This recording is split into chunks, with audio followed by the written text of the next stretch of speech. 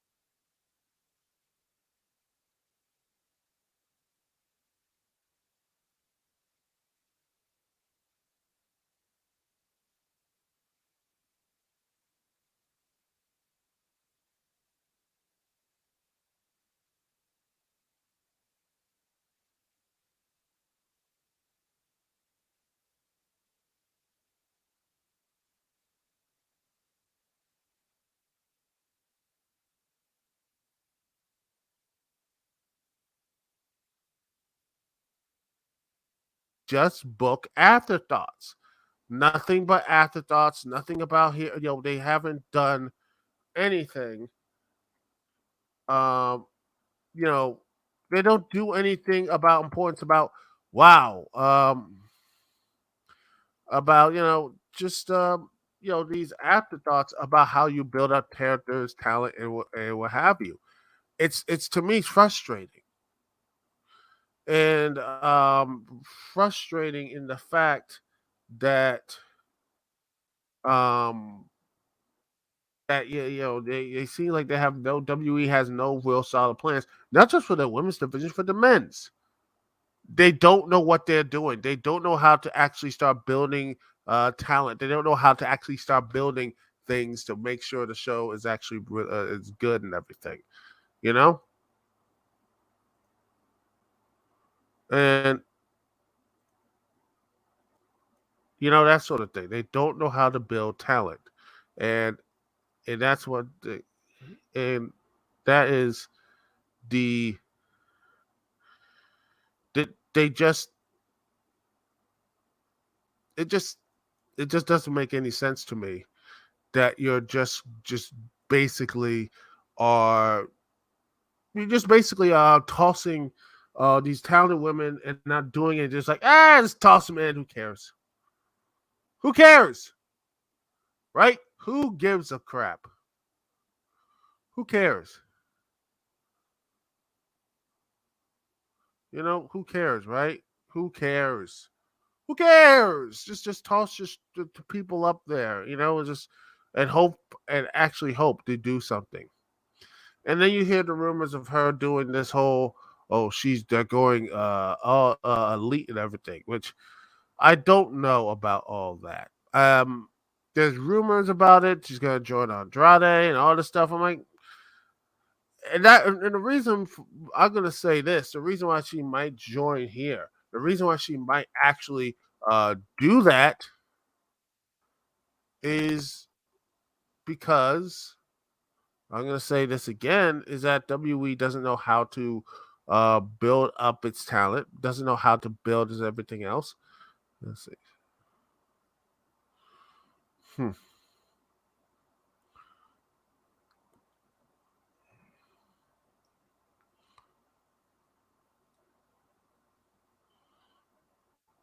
You know,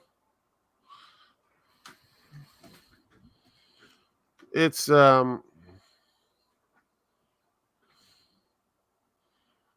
hmm, just it's not really a way to build up women and build up talent and such. There, it's just I hope that they actually start doing some things positively and such. You know, I want actually to really start to build uh, to build a strong women's division, and they have done it in previous years. But WE doesn't seem to care about that. WE does not care about building actual, talents and such. You don't know how to build that stuff. And don't know what happens. And now you look at AEW's women's division, you got Ruby Soho doing all this other stuff. You know, Ruby Soho looks good. I mean, and I think Anna Jay had a really good match with Britt Baker. I think Tay Conti is going to be really good. I think Ty Conti and Britt Baker is going to have a really good match and a really good stuff at Full Gear. You're going to have the women's tournament. Jade Cargill looks like she's going to be that big breakout star and have her win the championship, which would be amazing. And all these other things. And I'm looking at AEW like that. That would be one hell of a coup to get someone like that, to really get a woman like Charlotte Flair. It would be great. But honestly, um, I just think that to me, Charlotte would, and honestly, if Charlotte would go, it would be something that it would be a you know, um, something of a fresh change of scenery because it's desperately needed for someone like Charlotte. She's done everything. She won SmackDown Women's Championship, Raw Women's Championship, NXT Championship, Women's Tag Championship. There is legitimately nothing for her to do at this point. There is nothing for her to do. So the question then becomes is that if she's all elite, and I believe that she is all elite, I honestly think that um, I honestly think that she would be probably the best way to actually, um, to do stuff here to build to really start building her up. I believe the best way to build her up is to actually start looking towards just a way of just like wow, what's a great way to build Charlotte up or some of the WE is good storylines, and I'm like, I don't know, WE can't really do any good storylines. It just turned Becky Lynch heel, and she's not really that good on the mic. She can have moments, but man, as a villain, she's not that good. And then you have Bianca Belair. She's really good, but heck, Charlotte wanted her to drop the title to her. Charlotte was ready to drop the title, apparently. Let me just see if I can find the story to see that she wanted to drop the title to let me just see because she did have where is that? Where is it? Supposedly Talksport. I need to see. Um, yeah, supposedly she wanted to. Let me just see if like I said, I'm gonna find this. Uh, let me see. Charlotte Flair. Let's see.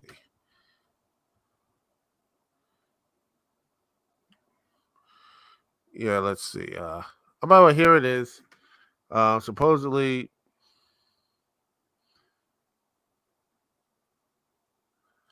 let's see. Oh, in fact, here there's like more details to this because this actually gets more in details. Could be all BS. Could be they working us smarks or whatever. But I don't know. It just seems that there's a lot of unprofessional stuff here. And you see this whole thing with Rogue during a segment on SmackDown. The incident led to altercation with Becky Lynch. Flair being escorted by WWE staff. Now we have more reported details on what happened the night and another altercation Flair had with another WWE superstar that wasn't previously known.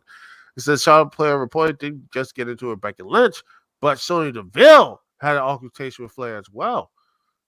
She went into the management saying she was ready to go. Because remember, Sonya Deville, she's she's actually an MMA, so she probably will like for probably screw up, mess up Charlotte. Um, yeah. The argument didn't get physical, but there's a lot of shouting during the argument, which took place in gorilla position or the arena right outside the ring. The wrestlers entered the walkway during the show. Wow, and Flair and Lynch were going out for CEO Vince McMahon and Vice President Bruce Pritchard were present. And by the way, is like Becky Lynch is have that's she's cool with the workers. We had Shaw Flair has already on the outs with some of the roster. Um, this stuff here.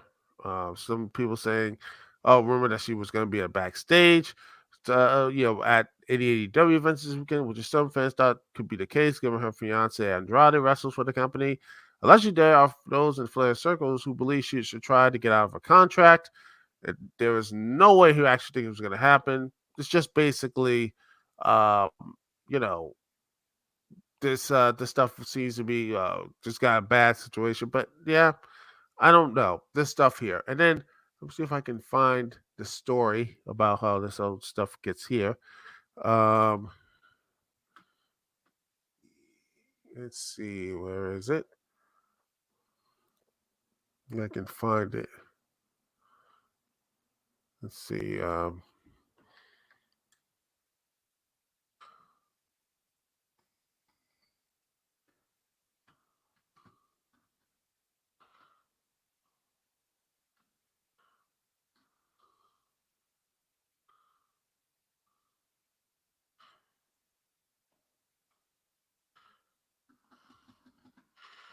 Let's see what it is. Um, it's closely here. It is. According to, again, this is from a source here. We see here. I don't know if it's true or not, and who knows. Um, it looks like it's over here on that side. But here it is. The story that, according to, you know, yeah, Talk Sport, Charlotte Flair campaigned to lose clean to Bianca Belair for a Raw Women's title, and yeah, she complained to lose. She like, I want her to lose to Bianca Belair. It would have been like a huge fan. She loves what she's doing, and yeah, this could have been a yeah, exactly. I mean, why not have that? Then again, I just sit there and I'm like my own self saying, why are you having this shoot? This match should be built up. This is the problem with WWE is that they are just saying, okay, dream match, build up the story. Why are we not building up stories anymore? Why are people are disengaging? I don't care how many great matches there are there. There's story. Same one with Impact, Ring of Honor. Like, there's actually some story and build up. AEW does that. Apparently, I mean, they do that. There's actually it's simple stories, but they are stories. And oh, you should be complaining. Flair back. That's a pay per. Why are you complaining for free stuff? I'm like, I'm not complaining about that. I'm complaining the fact that this match should not just be on Raw. It should be on a bigger stage, like a Survivor Series or a Royal Rumble or maybe a WrestleMania. That's a WrestleMania main event right there. That I said it. Charlotte Flair versus Bianca Belair is a main event at WrestleMania, and they put it on a throwaway Raw and have it end in DQ because of reasons, bad reasons, and such. That's what it is. That's the frustrating part, ladies and gentlemen. That's the frustrating part is that WWE can give you these teases and teases, disqualification, this, that, the other. They might not have a fight. And heck, if Charlotte does leave, guess what? She's probably not going to be. This match will never happen again. So, no matter how great this match was, it doesn't matter because well, it was on it ended in disqualification, and we're probably never gonna have that rematch again. We will probably just like, oh, it's go, that's that the other. Who cares? That sort of thing. It's frustrating. And honestly, I think Charlotte's gonna stay. Part of me wishes she would go to AEW. I would because again, fresh scenery, new challengers, doing something more interesting and engaging than just the WE and stuff. But who knows? Maybe who knows? Maybe it's wrong. I mean, Charlotte is not the most evil person out there. I mean, it takes two to tango. It's Charlotte pushing it, or it's the company itself realizing that maybe the four horsewomen are not that. There wasn't really four horsewomen. It was only Charlotte Flair, and they're just booking her like they're John Cena or whatever. And they only have so many eggs in the Charlotte Flair basket, and everyone else is like, well, if you get over, that's nice, but that's what it is. I don't know. Anyway, we're gonna take a small, nice little break here, and when we come back, we're going to be talking about Edgar Wright's recent interview about video game movies, saying that they will never work. Is he right, wrong? I'll give you my thoughts right after this here on the Duke CT Lounge. Thank you so much for listening to me, Duke CT. We'll be right back, right after this.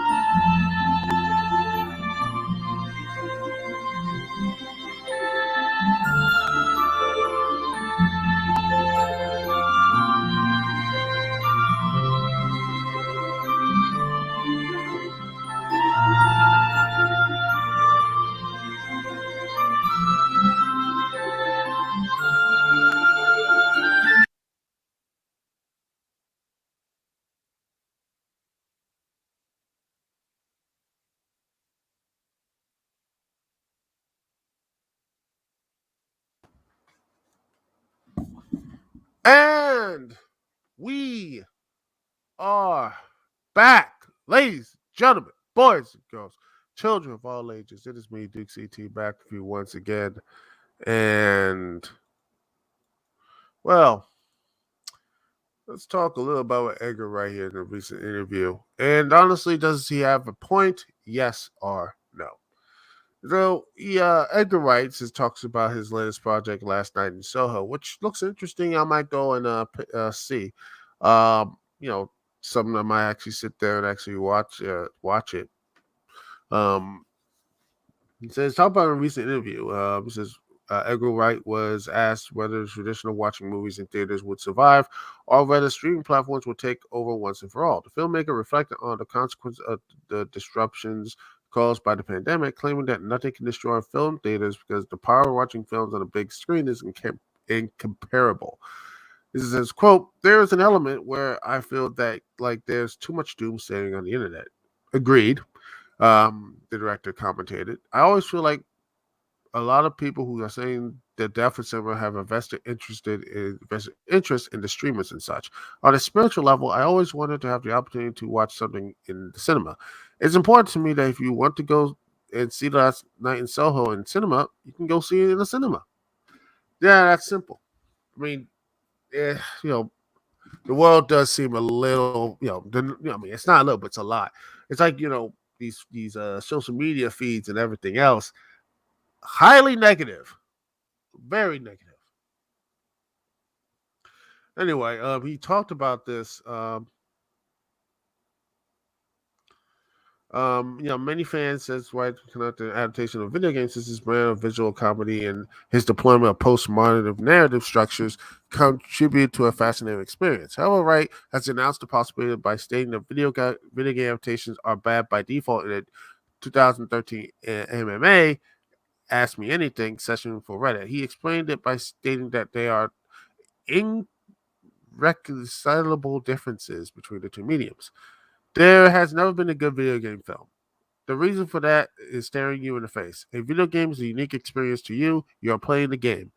Just like just like watching someone else play a video game, it's not fun. It's not fun watching a video game adaptation if you're not playing it. There is no video game that I would like to adapt, maybe Rampage, but someone's probably already doing that. Wright was spot on because director Brad Payton ended up making a lackluster adaptation of Rampage in 2018, starring Dwayne Johnson and a CGI gorilla. The film was a commercial success, but it failed to impress critics who thought the fun playing a video game did not translate to the illusory spectacle constructed by an elaborate production. I think I had the exact reaction anyone would have had been with Rampage, Payton said. I was like, what do you think this is going to be? It's like, it's not obvious. Just, I think people's expectations are like really stand up arcade game. I get it. With a title like Rampage, you better destroy something. So stories of Chicago. But there it is. We had to level a couple buildings. The weird thing that I always say to people is, I don't know why, but I feel very comfortable with the structure that he said about this. But is he right about video games not, it's like there's never been a good video game film.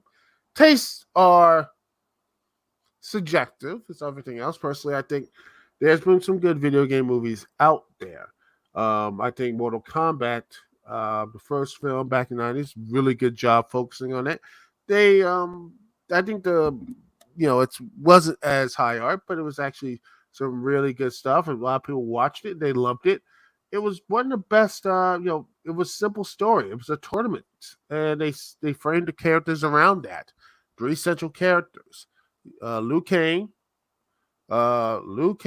Sonya Blade, and Johnny Cage, which was missing in the other movie, which I have no idea why. But yeah, it's weird. So, but yeah, there have been, I, you know, I believe there are some good video game movie adaptations, and I think that a lot of people have been very negative at that point. Um, I think, for example, some may say Sonic the Hedgehog. I mean, for what it was, I think it was a pretty good adaptation of Sonic in the real world. And I think it was something that was a very, yeah, I think it was actually a pretty, lighthearted film, and got people's connected such. See, I think the Detective Pikachu, all this other stuff, talking about this, using that type of story, using that type of like explaining Pokemon in the same world, that sort of thing. I was pretty uh, people love that one. You have let's see, what other, there's not many good video game movies, but I would say TV shows. I think again, if you look at Castlevania and all these other, and maybe the Halo series, whenever that comes out, that could be good. There are good adaptations. There are, you can do it. You just have to make sure the story is being told, and it's not, interactive mediums and such. And maybe he hasn't watched Let Plays. And people, I sit down and watch Let Plays. I watch people doing live streams of game, and that's pretty fun. Heck, I did some live stream games, and people seem to like my stuff. Or maybe that's just bots. Who knows? But anyway, back to this point. Do you think that video games have this they have this oh wow, video games, they don't really connect with people. And you know what? Maybe maybe that's one of the issues, that video games in his eyes, that they just can't really connect with this. And I get that. I get the fact that it's video games, movies are just you know there are a lot of bad ones. I mean, Resident Evil series, that's one, and the TV show, the movie that's gonna cover the first and second movie. That's gonna look terrible. There's I mean, Street Fighter. Even though I love it, unironically, the Super Mario Brothers movie, the '90s one, nah, that was not good. Not good. No, it wasn't. And I think Tomb Raider 2018 wasn't that good. Ratchet and Clank, which I need to get into a review. Um, one of these days. There's a lot of bad, video game adaptations, and it's a shame because, again, I believe there's some really good video game stories that can be told in that medium. There are good video games, movies, video game stories that can be told in a medium of movies or cinema. I think the series, like for example, if you can do it right, I believe Metroid could be the next version of Alien or something. If you know how to do it right, I believe you can do that. Something like Xenoblade Chronicles. I honestly think Xenoblade Chronicles, for the Wii and the Switch. I truly believe, I truly believe that they could do a great movie with that series. Okay, a couple of movies and films, probably TV show. Personally, I think a TV show will work perfectly for Xenoblade Chronicles X, but that's a whole other topic for another thing, which maybe if I had time enough to do so. But I think you can do video game movies with video games. It's not just the interactive medium, which some people are so, directors are frustrated to do so. It's not that. The gameplay is fun. There's a lot of movies gameplays are fun, but it's the characters. It's just the characters that bring us back to it. The characters that, like for example, Devil May Cry, Dante, Virgil, Lady, all those characters can bring back in there. There's a lot of positive. Trish, all of them. You know, there's a lot of people there that actually, the characters. Sonic, I mean, for example, that character brings us back to playing his games, no matter how good or bad they are. Well, mostly bad. But anyway, it is characters that bring people back to these games and stories. I truly think it will happen eventually. It slowly is happening with stuff like Castlevania, Sonic, and whatever. Like I said, the Halo TV show is going to come out hopefully in our lifetime. We haven't heard anything about it. Uh, I truly think that these stories can be told in a very positive manner, very not just a positive manner, but just something that is like, wow, this is actually good. And heck, not just be looked at positively, but also can be worthy of the word cinema. I know that's crazy. I know people are saying, oh, comic book stuff. I mean, I think Joker, it's bad. Like it's a cliche cinema, but they try to attempt it. I think something like Metroid can be cinema if you really put like the hard effort of this character Samus and her journey and such. If you could really do it, like sure you can make it a popcorn film, but and you can fill it with wisecracks of the Josh Whedon variety. But no, if you did like a just a pure, just looking at what is the one thing that I played Metroid in all the games is that atmosphere. You have the atmosphere, the minimalist music. You bring that in the put that in form and such. You can make something beautiful with that. One person fighting against all of these like monstrous things and having her past slowly revealed throughout the entire runtime. Finally, taking out Mother Brain, and then the sequel talking about how this hatred of Metroids and everything else, having her, Samus go down to the Metroid homeworld and take every single one of them out with this vengeance type of thing. But yet she saves one, realizing that maybe it was pretty dark for her to go to it. Her rage, like, what have I become? This rage monster or whatever. And you can have Super Metroid, her kindness and empathy finally, bringing maybe she shouldn't be just more of a weapon or whatever. She's becoming more and more human and such or whatever. More, maybe a bit more empathetic.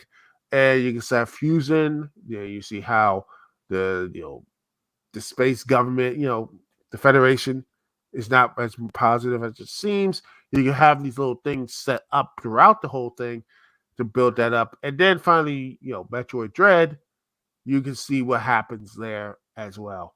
Build it up. Build that up, that story, and then finally have that conclusion there. Not all in one movie, but in a series of movies, I think you can. That's what I feel personally. Could be wrong. Leave some in the comment section below, but hey, you know. Anyway, that's the show for the evening. Thank you so much for watching. By the way, I am, thanks so much for watching. Thanks so much for listening. It's Duke CT here. Peace and love. I'll see y'all when I see y'all later.